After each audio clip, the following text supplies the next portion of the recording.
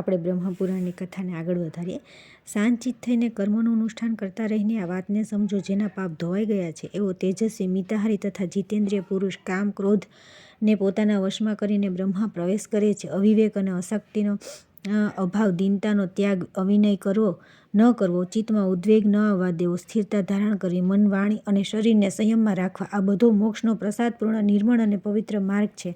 ત્યાર પછી આવે છે યોગ અને સાંખ્યનું સંક્ષિપ્ત વર્ણન. વ્યાસજી કહે છે કે જે રીતે દુર્બળ મનુષ્ય પાણીના વેગમાં વહી જાય છે તે જ પ્રમાણે નિર્બળ યોગી વિષયોથી વિચલિત થઈ જાય છે, પરંતુ તે જ મહાન પ્રવાહને જેમ હાથી રોકી દે છે તેમ યોગનું મહાન બળ પ્રાપ્ત થતાં યોગી પણ સમસ્ત વિષયોને રોકી લે છે, તેમના દ્વારા વિચલિત થતો નથી.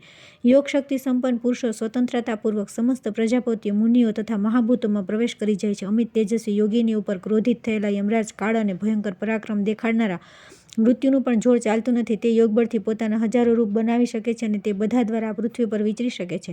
પછી તેજને સમેટી લેનાર સૂર્યની જેમ તે બધા રૂપોને પોતાનામાં લીન કરીને ઉગ્ર તપસ્યામાં પ્રવૃત્ત થઈ જાય છે. બળવાન યોગી બંધન તોડવામાં સમર્થ હોય છે, તેનામાં પોતાને મુક્ત કરવાની પૂરી શક્તિ હોય છે. દ્વિજવરો આ મેં યોગની સ્થૂળ શક્તિઓ કહી છે.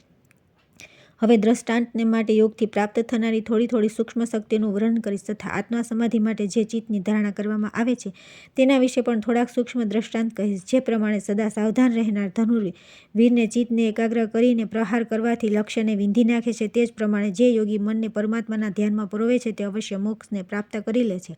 જેમ સાવધાન નાવિકે સમુદ્રમાં પડેલી નાવને શીઘ્ર કિનારે લઈ આવે છે, તે જ પ્રમાણે યોગ અનુસાર તત્વને જાણનાર પુરુષ સમાધિ દ્વારા મનને પરમાત્મામાં જોડીને દેહનો ત્યાગ કર્યા પછી પરમધામને પ્રાપ્ત થાય છે. જે પ્રમાણે સાવધાન સારથી ઉત્તમ ઘોડાઓને રથમાં જોડીને ધનુર્ધર શ્રેષ્ઠ વીરને તત્કાળ એના નિયત સ્થાન પર પહોંચાડી દે છે, તે જ પ્રમાણે ધારણાઓમાં ચિત્તને એકાગ્ર કરનાર યોગી લક્ષ્ય તરફ છૂટેલા બાણની જેમ શીઘ્ર પરમપદને પ્રાપ્ત કરી લે છે. જે સમાધિ દ્વારા પોતાના આત્માને પરમાત્મામાં જોડીને સ્થિર ભાવમાં બેઠો રહે છે તેને અજર પદની પ્રાપ્તિ થાય છે. યોગના મહાન વ્રતમાં એકાગ્રચિત રહેનાર જે યોગી નાભિ, કંઠ, પાર્શ્વભાગ, હૃદય, વક્ષસ્થળ, નાક, કાન, નેત્ર અને મસ્તક વગેરે સ્થાનોમાં ધારણા દ્વારા આત્માને પરમાત્મા સાથે યુક્ત કરે છે, તે પર્વત જેવા મહાન શુભાશુભ કર્મોને પણ શીઘ્ર ભસ્મ કરી નાખે છે અને ઈચ્છા કરતા વેદ ઉત્તમ યોગનો આશ્રય લઈને મુક્ત થઈ જાય છે. નિર્મળ અંતઃકરણના યતિઓ પરમાત્માને પ્રાપ્ત કરીને તદ્રુપ થઈ જાય છે, તેમને અમૃત તત્વ મળી જાય છે, પછી તેઓ સંસારમાં પાછા આવતા નથી.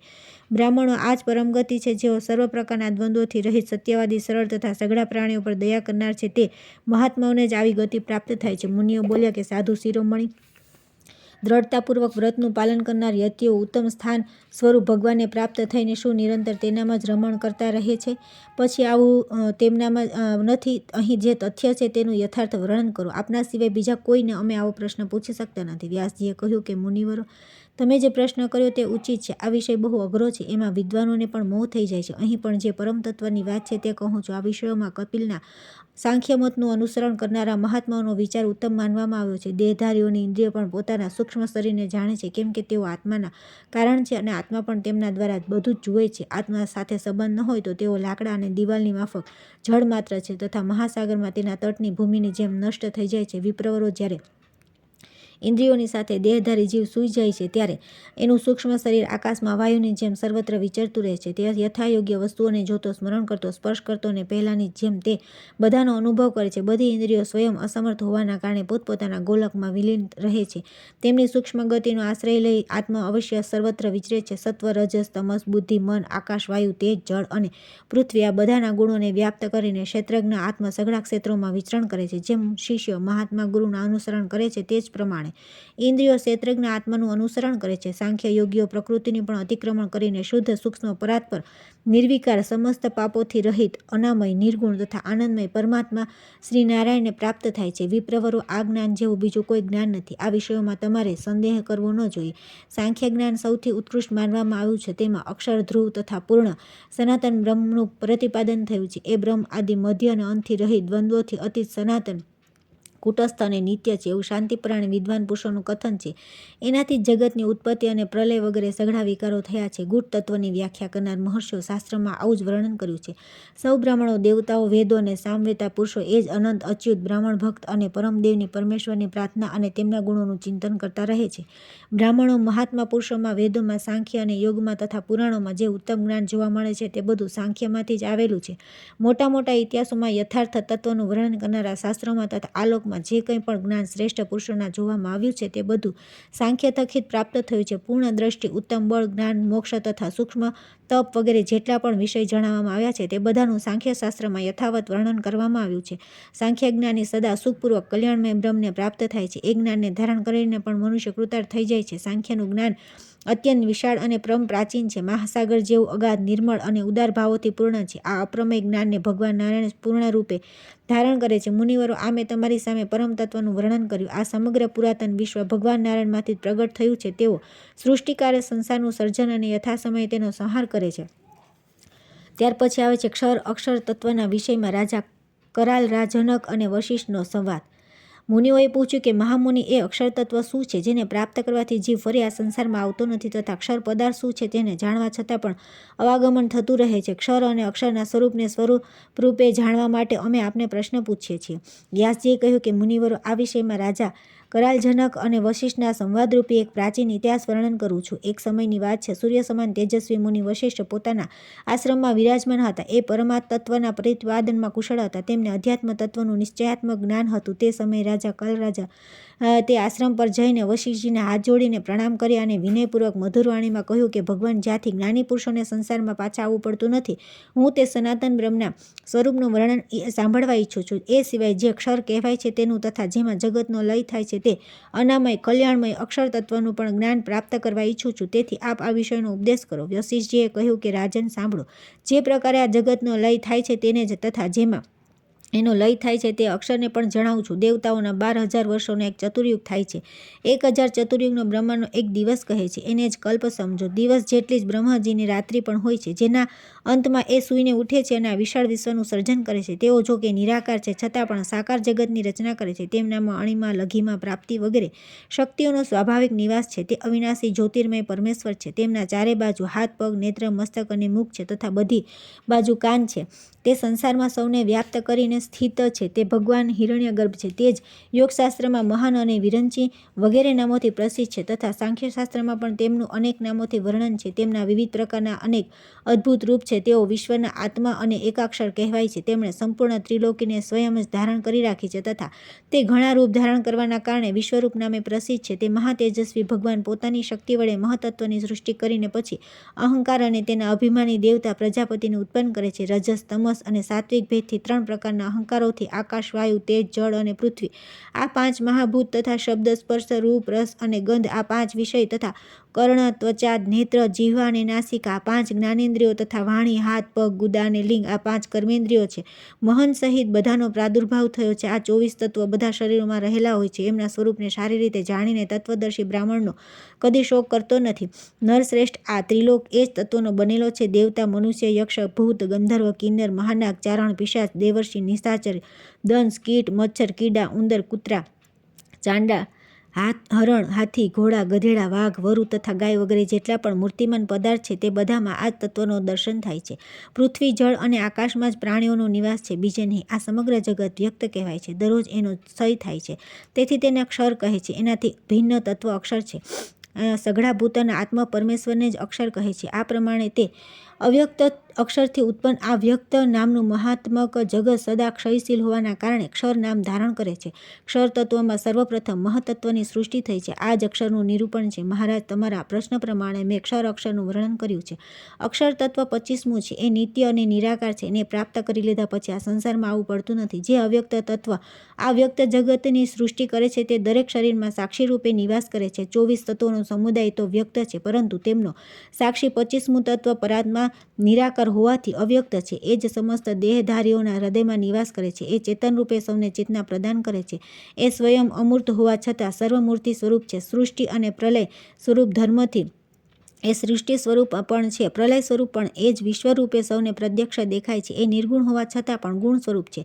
એ પરમાત્મા કરોડો સર્જન અને પ્રલય કરે છે. તેમ છતાં તેને પોતાના કર્તૃત્વનું અભિમાન હોતું નથી. અજ્ઞાની પુરુષ તમોગુણ, સત્વગુણ અને રજોગુણથી યુક્ત થઈને તે અનુસાર યોનિમાં જન્મ લે છે. જ્ઞાન ન હોવાથી અજ્ઞાની પુરુષો સેવન કરવાથી એમના સંપર્કમાં રહેવાથી તે એવું અભિમાન કરવા લાગે છે કે હું બાળક છું, આ હું છું, આ તે છે, તેથી નથી. વગેરે આવા અભિમાનના કારણે તે પ્રાકૃત ગુણોનું અનુસરણ કરે છે. તમોગુણના સેવનથી તે વિવિધ પ્રકારના તામસિક ભાવોને પ્રાપ્ત થાય છે. રજોગુણના સેવનથી રાજસિક અને સત્વગુણ આશ્રયથી એ સાત્વિક રૂપ ગ્રહણ કરે છે. કાળું, લાલ અને શ્વેત આ જે 3 પ્રકારના રૂપ છે તે બધાને પ્રાકૃત જાણો. તમોગુણથી પુરુષો નરકમાં પડે છે, રજોગુણથી મનુષ્યલોકમાં આવે છે અને સત્વગુણનો આશ્રય લેનાર જીવ સુખના ભાગી થઈને દેવલોકમાં જાય છે. માત્ર પાપથી પશીઓના યોનિમાં જવું પડે છે. પુણ્ય અને પાપ બંનેનો મેળ થવાથી મનુષ્યલોકની પ્રાપ્તિ થાય છે તથા માત્ર પુણ્યથી જીવ દેવતાનું સ્વરૂપ પ્રાપ્ત કરે છે. અવ્યક્ત પરમાત્મા જે સ્થિત થાય છે તેને જ માનસી પુરુષો મોક્ષ કહે છે. એ જ પરમાત્મા 25મું તત્વ છે. જ્ઞાન થકી જ તેમની પ્રાપ્તિ થાય છે. ત્યાર પછી આવે છે ક્ષર, અક્ષર તથા યોગ અને સાંખ્યનું વર્ણન. જનકે કહ્યું કે મુનિશ્રેષ્ઠ, ક્ષર અને અક્ષર પ્રકૃતિ અને પુરુષ બંનેનો સંબંધ તો પતિ અને પત્નીના સંબંધની જેમ સ્થિર લાગે છે. જેમ પુરુષ વિના સ્ત્રી અને સ્ત્રી વિના પુરુષ સંતાન ઉત્પન્ન કરી શકતા નથી, તે જ પ્રમાણે પ્રકૃતિ અને પુરુષ પણ એકબીજાથી સંયુક્ત રહીને સર્જન કરે છે. એવી સ્થિતિમાં પુરુષનો મોક્ષ અસંભવ જણાય છે. જો મોક્ષની નજીક પહોંચનારું, એના સ્વરૂપોનો સ્પષ્ટ બોધ કરાવનારું કોઈ દ્રષ્ટાંત હોય તો કહો.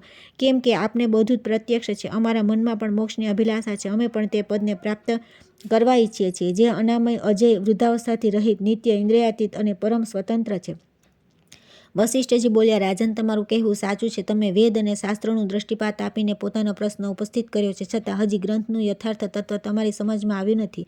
જે વેદ અને શાસ્ત્રોનો ગ્રંથોને ગોખી નાખે છે પરંતુ તેના તત્વને સમજતો નથી, તેનું એ ગોખવું વ્યર્થ છે. જે યાદ કરેલ ગ્રંથને અર્થ જાણતો નથી, તે તો માત્ર તેનો ભાર વીંઢારે છે. તેના તત્વનો યથાર્થ બોધ થાય તો તેને અર્થ ગ્રહણ કરી શકે છે. જેની બુદ્ધિ સ્થૂળ અને મંદ છે, તેથી જે ગ્રંથના તત્વને યથાર્થ રીતે જાણવા માટે ઉત્સુક નથી, તેવી વ્યક્તિએ ગ્રંથના વિષયનો નિર્ણય કેવી રીતે કરી શકે?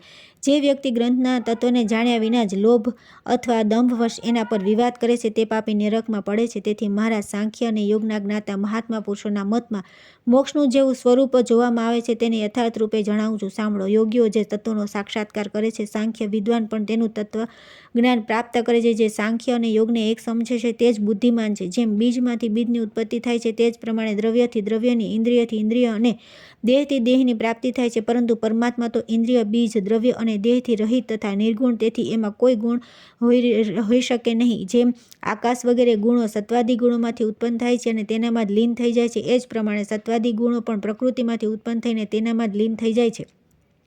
આત્મા તો જન્મ મૃત્યુથી રહિત, અનંત, બધાનો દ્રષ્ટા અને અદ્વિતીય છે. એ સત્વાદી ગુણોમાં માત્ર આત્માભિમાન કરવાના કારણે જ ગુણ સ્વરૂપ કહેવાય છે. ગુણો તો ગુણવાનમાં જ રહે છે. નિર્ગુણ આત્મામાં ગુણ કઈ રીતે હોઈ શકે? તેથી ગુણોના સ્વરૂપને જાણનારા વિદ્વાન પુરુષો એવું માને છે કે જ્યારે જીવાત્મા પ્રકૃત ગુણોમાં પોતાપણાનું અભિમાન કરે છે, તે સમયે એ ગુણવાન જેવો થઈને જુદા જુદા ગુણોને જુએ છે. પરંતુ જ્યારે અભિમાનને છોડી દે છે, તે સમયે દેહાદિમાં આત્મબુદ્ધિનો પરિત્યાગ કરીને પોતાના વિશુદ્ધ પરમાત્મા સ્વરૂપનો સાક્ષાત્કાર કરે છે. એ પરમાત્માને બુદ્ધિ વગેરેથી પર સાંખ્યયોગ સ્વરૂપ કહેવામાં આવ્યો છે. એ સત્વાદી ગુણોથી રહિત, અવ્યક્ત ઈશ્વર, નિર્ગુણ, નિત્ય તથા પ્રકૃતિ અને એના ગુણોનો અધિષ્ઠાતા 25મું તત્વ છે. અને સાંખ્ય અને યોગમાં કુશળ તથા પરમ તત્વની શોધ કરનારા વિદ્વાનોનું કથન છે. આ પ્રમાણે પરસ્પર સંબંધ રાખનારા ક્ષર, અક્ષરનું સ્વરૂપ જણાવવામાં આવ્યું છે. સદા એક રૂપમાં રહેનારા પરમાત્મા અક્ષર છે અને વિવિધ રૂપોમાં પ્રતીત થનાર પ્રાકૃતિક જગત સર કહેવાય છે. સારાંશ એ છે કે એકત્વ જ અક્ષર છે અને નાનત્વને સર કહે છે. જ્યારે જીવાત્મા 25મા તત્વ પરમાત્મામાં સ્થિર થઈ જાય છે, તે સમયે તેની સમ્યક સ્થિતિ બતાવવામાં આવે છે. એકત્વ અને નાનત્વ બંને રૂપોમાં પરમાત્માના દર્શન થાય છે. તત્વવેદા પુરુષ એકત્વ અને નાનત્વ બંનેના ભેદને સારી પેઠે જાણી માનીશું પુરુષો તત્વની સંખ્યા 25 કહે છે, પરંતુ તેમાં 25મું તત્વ પરમાત્મા છે, જે બધા તત્વોથી વિલક્ષણ છે. રાજન, યોગીનું મુખ્ય કર્તવ્ય છે ધ્યાન.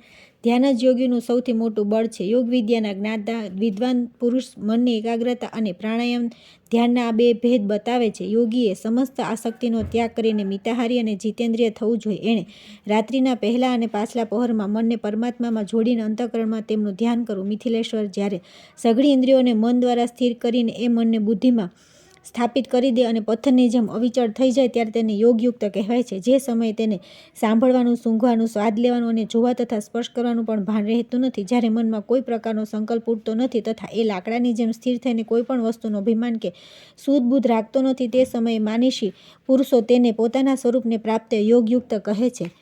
ધ્યાનનિષ્ઠ યોગીને પોતાના હૃદયમાં ધુમાડા વિનાના અગ્નિ કિરણોથી પ્રકાશિત સૂર્ય તથા વીજળીના પ્રકાશ જેવા તેજસ્વી આત્માનો સાક્ષાત્કાર થાય છે. ધૈર્યવાન મનીષી, વેદવાતા અને મહાત્મા બ્રાહ્મણ જ એ અજન્મા અને અમૃત સ્વરૂપ બ્રહ્મના દર્શન કરી શકે છે. એ બ્રહ્મ અણુથી પણ અણુ અને મહાનથી પણ મહાન કહેવામાં આવ્યો છે. સર્વત્ર સઘળા ભૂતોમાં સ્થિત હોવા છતાં પણ એ કોઈને દેખાતો નથી. વેદોના પરગામી તત્વજ્ઞ વિદ્વાનોએ એને તમથી દૂર અર્થાત અજ્ઞાનધાતકારથી પર કહ્યો છે. એ નિર્મળ અને લિંગરહિત છે. એ જ યોગીઓનો યોગ છે. એના સિવાય યોગનું બીજું કયું લક્ષણ હોઈ શકે? આ પ્રમાણે સાધના કરનાર યોગી સૌના દ્રષ્ટા અજર અમર પરમાત્માના દર્શન કરે છે. અહીં સુધી મેં તમને યોગ દર્શનનું યથાર્થ સ્વરૂપ જણાવ્યું છે. હવે સાંખ્યનું વર્ણન કરું છું. આ દર્શન વિચાર પ્રધાન દર્શન છે. રાજન, પ્રકૃતિવાદી વિદ્વાનો મૂળ પ્રકૃતિને અવ્યક્ત કહે છે. તેના જે બીજું તત્વ પ્રગટ થયું છે, જે મહતત્વ કહેવાય છે. મહતત્વથી અહંકાર નામક ત્રીજા તત્વની ઉત્પત્તિ સાંભળવામાં આવી છે. સાંખ્ય દર્શનના જ્ઞાતા વિદ્વાનો અહંકારથી સૂક્ષ્મ ભૂતોનો પંચ તન્માત્રાઓનો પ્રાદુર્ભાવ થયો હોવાનું કહે છે. આ આઠેયને પ્રકૃતિ કહે છે. એમનાથી 16 તત્વોની ઉત્પત્તિ થાય છે, જેમને વિકૃતિ કહેવાય છે. 5 જ્ઞાનેન્દ્રિયો, 5 કર્મેન્દ્રિયો, 11મું મન તથા 5 સ્થૂળ ભૂત, આ 16 વિકાર છે. આ પ્રકૃતિ અને વિકૃતિ મળીને 24 તત્વ થાય છે. સાંખ્ય દર્શનમાં તત્વોની સંખ્યા 24 જ માનવામાં આવી છે. સાંખ્ય માર્ગ પર સ્થિત અને સાંખ્ય વિધિના જ્ઞાતા માનીષી પુરુષો આ જ પ્રમાણે કહે છે. જે તત્વ જેનાથી ઉત્પન્ન થાય તેને તેમાં લય પણ થાય છે. પ્રકૃતિ પરમાત્માના સાનિધ્યથી અનુલોમ ક્રમ અનુસાર તત્વોની રચના કરે છે. અર્થાત પ્રકૃતિથી મહતત્વ, મહતત્વથી અહંકાર તથા અહંકારથી સૂક્ષ્મભૂત વગેરે ક્રમથી સૃષ્ટિ થાય છે. પરંતુ તેનો સંહાર વિલોમ ક્રમથી થાય છે. અર્થાત પૃથ્વીનો જળમાં, જળનો તેજમાં અને તેજનો વાયુમાં લય થાય છે. આ પ્રમાણે બધા તત્વો પોતપોતાના કારણમાં લીન થાય છે.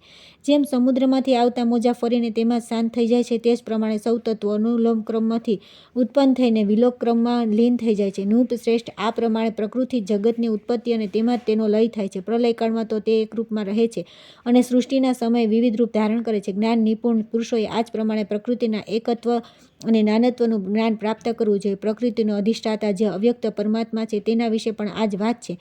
એ પણ પ્રકૃતિ સાથે સંબંધ રાખવાથી એકત્વ અને નાનત્વને પ્રાપ્ત થાય છે. પ્રલયકાળમાં તો એ પણ એક જ રૂપમાં રહે છે, પરંતુ સૃષ્ટિના સમયે પ્રકૃતિને પ્રેરિત કરવાના કારણે એની જ એકનાથ એક થઈ સ્વયં પ્રણ અનેક જેવો પ્રતીત થાય છે. પરમાત્મા જ પ્રકૃતિને પ્રસવ માટે ઉન્મુખ કરીને તેના અનેક રૂપમાં પરિણિત કરે છે. પ્રકૃતિ અને એના વિકારોને ક્ષેત્રજ્ઞ કહે છે. 24 તત્વોથી ભિન્ન 25મું તત્વ જે મહાન આત્મા છે, તે જ એક ક્ષેત્રમાં અધિષ્ઠાતા રૂપે નિવાસ કરે છે. એક ક્ષેત્રને જાણે છે, તેથી ક્ષેત્રજ્ઞ કહેવાય છે. ક્ષેત્રજ્ઞ પ્રકૃતિજન્ય પુરમાં શયન કરે છે, તેથી તેને પુરુષ કહે છે. વાસ્તવમાં ક્ષેત્ર અન્ય વસ્તુ છે અને ક્ષેત્રજ્ઞ જુદી. ક્ષેત્ર અવ્યક્ત છે અને ક્ષેત્રજ્ઞ તેનો જ્ઞાતા 25મું તત્વ પરમાત્મા છે. જ્યારે પુરુષ પોતાને પ્રકૃતિથી ભિન્ન જાણી લે છે, તે સમયે એ અદ્વિતીય પરમાત્મા રૂપે સ્થિત થાય છે. આ પ્રમાણે મેં તમને સમ્યક દર્શનનું યથાર્થ વર્ણન કહ્યું. જેઓ આને આ પ્રમાણે જાણે છે, તેઓ સમ સ્વરૂપ બ્રહ્મને પ્રાપ્ત થાય છે. મહારાજ, આ પ્રમાણે મેં તમને શુદ્ધ સનાતન આદિ બ્રહ્મના યથાર્થ તત્વનું વર્ણન કર્યું. તમે માત્સર્યનો ત્યાગ કરીને પોતાની બુદ્ધિથી આ તત્વને ગ્રહણ કરો. અસત્યવાદી, શઠ, નપુંસક, કુટિલ બુદ્ધિના, પોતાને પંડિત માનનારા તથા બીજાને કષ્ટ પહોંચાડનારા મનુષ્યને આનો ઉપદેશ આપવો નહીં. શિષ્યને બોધ કરવા માટે જ આ તત્વનો ઉપદેશ કરવો યોગ્ય છે. જેઓ શ્રદ્ધાળુ, ગુણવાન, પારકી, નિંદાથી દૂર રહેનાર, વિશુદ્ધ, યોગી, વિદ્વાન, વેદોક્ત કર્મ કરનાર, ક્ષમાશીલ તથા સૌના હિતેશી હોય, તેઓ જ આ જ્ઞાન અજ્ઞાનના અધિકારી છે. જીતેન્દ્રિય તથા સંયમી પુરુષને આ જ્ઞાનનો ઉપદેશ અવશ્ય આપવો જોઈએ. મહારાજ કરાલ, તમે પાસેથી આજે પરબ્રહ્મનું જ્ઞાન પ્રાપ્ત કર્યું. હવે તમારા મનમાં સહેજ પણ ભય હોવો ન જોઈએ. નરેન્દ્ર, તમે મને જેવો પ્રશ્ન પૂછો તો તે મુજબ જ મેં તમને ઉપદેશ કર્યો છે. કોઈ બીજી વાત કહી નથી. આ મહાન જ્ઞાન મોક્ષવેતા પુરુષોનો મહાન આશ્રય છે. આ મને સાક્ષાત બ્રહ્માજી પાસેથી પ્રાપ્ત થયું છે. વ્યાસજી કહે છે કે મુનિવરો પૂર્વકાળમાં મહર્ષિ વસિષ્ઠજીએ જે પ્રમાણે 25મા તત્વરૂપ પરબ્રહ્મના સ્વરૂપનું વર્ણન કર્યું હતું, તે જ પ્રમાણે મેં તમને કહ્યું છે. આ જ તે પરબ્રહ્મ છે. તેને જાણી લેવાથી મનુષ્ય ફરી આ સંસારમાં આવતો નથી. આ જ્ઞાન હિરણ્યગર બ્રહ્માજી પાસેથી મહર્ષિ વસિષ્ઠને પ્રાપ્ત થયું. વસિષ્ઠજી પાસેથી દેવર્ષિ નારદને મળ્યું અને દેવર્ષિ નારદ પાસેથી મને પ્રાપ્ત થયું. એ સનાતન જ્ઞાન મેં તમને બધાને કહ્યું છે. આ પરમ પદ છે. આનું શ્રવણ કરીને હવે તમારે શોક ન કરવો જોઈએ. જેને ક્ષર અને અક્ષરના ભેદ જાણી લીધા તેને કોઈ પ્રકારનો ભય નથી. જે તમને યથાર્થ રીતે જાણતો નથી તેને ભય છે. મૂર્ખ મનુષ્ય આ તત્વને ન જાણવાના કારણે વારંવાર ઉપદ્રવગ્રસ્ત થઈને મરે છે અને મર્યા પછી ફરી હજારો વાર જન્મ મૃત્યુના કષ્ટ ભોગવે છે. એ દેવ, મનુષ્ય અને પશુ પક્ષી વગેરે યોનિમાં ભટકે છે. અજ્ઞાનરૂપી સમુદ્ર અવ્યક્ત, અગાધ અને ભયંકર, એમાં દરરોજ કેટલાય પ્રાણીઓ ડૂબી રહ્યા છે. તમે બધા આ ઉપદેશ સાંભળીને આ અગાધ ભવસાગરમાંથી પાર થઈ ગયા છો. હવે તમારામાં રજોગુણ અને તમોગુણનો ભાવ રહ્યો નથી. તમારી શુદ્ધ સત્વમાં સ્થિતિ થઈ ગઈ છે. મુનિવરો, આ પ્રમાણે મેં સારથી પણ સારભૂત પરમ તત્વનું વર્ણન કર્યું. આ પરમ મોક્ષ સ્વરૂપ છે. આને જાણી લીધા પછી મનુષ્ય ફરી આ સંસારમાં પાછો આવતો નથી. જે નાસ્તિક હોય, જેના હૃદયમાં ગુરુ અને ભગવાન પ્રત્યે ભક્તિ ન હોય, જેની બુદ્ધિ ખોટી અને હૃદય શ્રદ્ધા વિહોણું હોય, એવા મનુષ્યને કદી આનો ઉપદેશ આપવો નહીં. ત્યાર પછી આવે છે બ્રહ્મપુરાણનો મહિમા તથા ગ્રંથનો ઉપસંહાર. લોમહર્ષણજી કહે છે કે દ્વિજવરો, આ પ્રમાણે પૂર્વકાળમાં મહર્ષિ વ્યાસે સારભૂત નિર્દોષ વચનો દ્વારા મધુરવાણીમાં મુનિઓને આ પુરાણ સંભળાવ્યું હતું. આમાં અનેક શાસ્ત્રોના શુદ્ધ અને નિર્મળ સિદ્ધાંતોનો સમાવેશ છે. આ સહજ શુદ્ધ અને છે સારા શબ્દોનો પ્રયોગથી સુશોભિત થાય. આમાં યથાસ્થાને પૂર્વ પક્ષ અને સિદ્ધાંતનું પ્રતિપાદન કરવામાં આવ્યું છે. આ પુરાણને ન્યાયનુકૂળ રીતે સાંભળાવીને પરમ બુદ્ધિમાન વેદ વ્યાસજી મૌન થઈ ગયા અને શ્રેષ્ઠ મુનિઓ પણ સઘળા મનોવાંછિત ફળ આપનારા તથા વેદ તુલ્ય માનીય આ આદિ પુરાણને સાંભળીને બહુ વિસ્મિત થયા. તેમણે મુનિવર શ્રી કૃષ્ણ દેવપાયની વ્યાસની વારંવાર પ્રશંસા કરી. મુનિઓ બોલ્યા કે મુનિશ્રેષ્ઠ, આપે અમને વેદ તુલ્ય પ્રામાણિક તથા સઘળા અભિષ્ટ ફળ આપનાર સર્વ પાપહારી શ્રેષ્ઠ પુરાણ સંભળાવ્યું છે. કેટલા આનંદની વાત છે.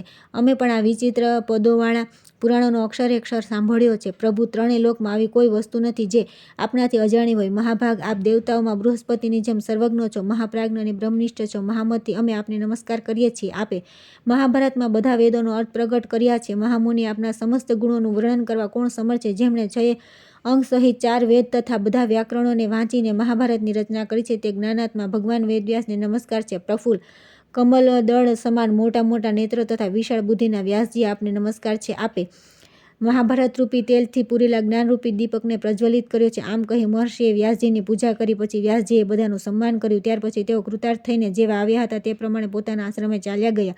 મુનિવરો, તમે મને જે પ્રકારે પ્રશ્ન કર્યો હતો તે અનુસાર મેં પણ સમસ્ત પાપોનો નાશ કરનાર પરમ પુણ્યમય સનાતન પુરાણનું વર્ણન કર્યું. શ્રી વ્યાસજીની કૃપાથી જ મેં આ બધું આપ સૌને સંભળાવ્યું છે. ગૃહસ્થ, સંન્યાસી અને બ્રહ્મચારી બધાએ આ પુરાણનું શ્રવણ કરવું જોઈએ. મનુષ્ય આ સુખ સંપત્તિ આપનારું, પરમ પવિત્ર અને પાપોને દૂર કરનારું છે. પરમ કલ્યાણની અભિલાષા રાખનાર બ્રહ્મપરાયણ બ્રાહ્મણ વગેરે સંયમ અને પ્રયત્નપૂર્વક આ પુરાણ સાંભળવું જોઈએ. અને સાંભળવાથી બ્રાહ્મણ વિદ્યા, ક્ષત્રિય સંગ્રામમાં વિજય, વૈશ્ય અક્ષય ધન અને શુદ્ર સુખ પ્રાપ્ત કરે છે. પુરુષ પવિત્ર થઈને જે કામ્ય વસ્તુનું ચિંતન કરતો રહીને આ પુરાણનું શ્રવણ કરે છે તે વસ્તુને અવશ્ય પ્રાપ્ત કરેલ છે. આ બ્રહ્મપુરાણ ભગવાન વિષ્ણુ સાથે સંબંધ રાખનારું છે. આનાથી બધા પાપો નાશ થઈ જાય છે.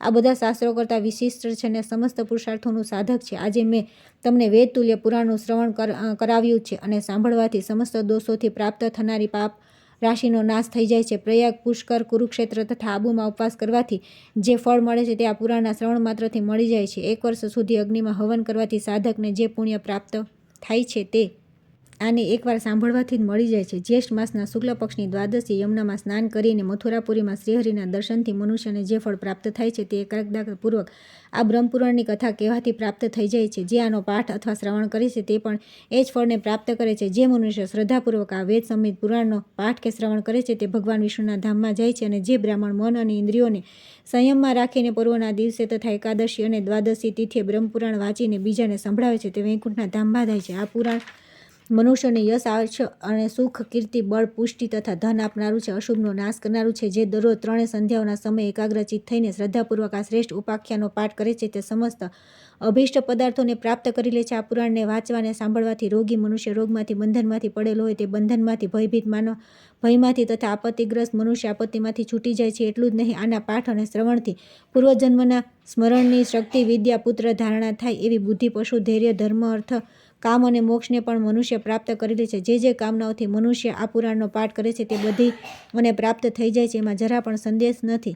જે મનુષ્ય એકમાત્ર ભગવાનની ભક્તિમાં ચિત્ત પરોવીને પવિત્ર થઈને અભિષ્ટ વરદાન આપનારા ભગવાન વિષ્ણુને પ્રણામ કરીને સ્વર્ગ અને મોક્ષ પ્રદાન કરનારા આ પુરાણનું નિરંતર શ્રવણ કરે છે તેના બધા પાપો નાશ પામે છે. તે આ લોકમાં ઉત્તમ સુખ ભોગવીને સ્વર્ગમાં પણ દિવ્ય સુખ પામે છે. ત્યાર પછી પ્રાકૃત ગુણોથી મુક્ત થઈને ભગવાન વિષ્ણુના નિર્મળ પદને પ્રાપ્ત થાય છે. તેથી એકમાત્ર મુક્તિની ઈચ્છા રાખનાર સ્વધર્મ પરાયણ શ્રેષ્ઠ બ્રાહ્મણોએ મન ઇન્દ્રિયોને વશમાં રાખીને કલ્યાણકામી ઉત્તમ ક્ષત્રિયો, વિશુદ્ધ કુળમાં ઉત્પન્ન વૈશ્યોએ તથા ધર્મનિષ્ઠ શૂદ્રોએ આ પવિત્ર પુરાણનું શ્રવણ કરવું જોઈએ. આ અતિ ઉત્તમ અને અનેક ફળોથી યુક્ત તથા ધર્મ, અર્થ અને મોક્ષ પ્રદાન કરનારું છે. તમે બધા શ્રેષ્ઠ પુરુષો છે. તે તમારી બુદ્ધિ નિરંતર ધર્મમાં પરોવાયેલી રહે. એકમાત્ર ધર્મ જ પરલોકમાં ગયેલા પ્રાણી માટે ભાઈની જેમ સહાયક છે. ધન અને સ્ત્રી વગેરે ભોગોનું ચતુર મનુષ્ય પણ સેવન કેમ ન કરવું? કેમ કે તેમના પર ન તો કદી ભરોસો કરી શકાય છે અને ન તો તેઓ સદા સ્થિર પણ રહે છે. મનુષ્ય ધર્મથી જ રાજ્ય પ્રાપ્ત કરે છે. ધર્મથી જે સ્વર્ગમાં જાય છે તથા ધર્મથી જ આયુષ્ય, કીર્તિ, તપસ્યા અને ધર્મનું ઉપાર્જન કરે છે તથા ધર્મથી જ એને મોક્ષની પ્રાપ્તિ થાય છે. આ લોક તથા પરલોકમાં પણ ધર્મ જ મનુષ્યને માટે માતા પિતા અને મિત્ર છે. આ લોકમાં પણ ધર્મ જ રક્ષક છે અને એ જ મોક્ષની પ્રાપ્તિ કરાવનારો છે. ધર્મ સિવાય બધું વ્યર્થ છે. આ શ્રેષ્ઠ પુરાણ પરમ ગોપનીય તથા વેદ તુલ્ય પ્રમાણિત. ખોટી બુદ્ધિવાળા અને નાસ્તિક વ્યક્તિને આનો ઉપદેશ આપવો નહીં. આ શ્રેષ્ઠ પુરાણ પાપનું નાશક તથા ધર્મવર્ધક છે. સાથે સાથે આ અતિ ગોપનીય છે. મુનિઓ, મેં તમારા સૌ સમક્ષ આનું વર્ણન કર્યું અને તમે પણ આને સારી પેઠે સાંભળી લીધું. હવે આજ્ઞા આપો, હું જાઉં છું. શ્રી બ્રહ્મપુરાણ સંપૂર્ણ. ઓમ તત્સત બ્રહ્માર્પણમસ્તુ. આજે બ્રહ્મપુરાણ સંપૂર્ણ થાય છે. આવતીકાલથી આપણે પદ્મપુરાણની શરૂઆત કરીશું. જય શ્રી કૃષ્ણ.